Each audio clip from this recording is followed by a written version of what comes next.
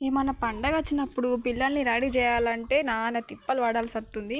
So ఈరోజు కృష్ణాష్టమి కదా, చిన్నోని మంచిగా గెటప్ వేద్దాం, మంచిగా రెడీ చేద్దామని ఎన్నో అనుకున్నా. కానీ నా ఎక్స్పెక్టేషన్స్ అయితే అన్నీ పోయినాయి. వాడు కొంచెం కూడా రెడీ అవ్వట్లేదు, వాటిని చూసి భయపడడు. ఇంకా దానికి తగ్గట్టు ఇంకా మా పెద్దోడు అస్సలు రెడీ అవ్వనిచ్చలేదు, ఇంకా ఎక్కువ అల్లరి చేసుడు, ఏడ్చుడు. నిన్న వాడిని రెడీ చేసినప్పుడేమో వీడు చేయనీయలేడు, ఇప్పుడు వీడిని రెడీ చేసినప్పుడేమో వాడు రెడీ చేయనిత్తలేడు.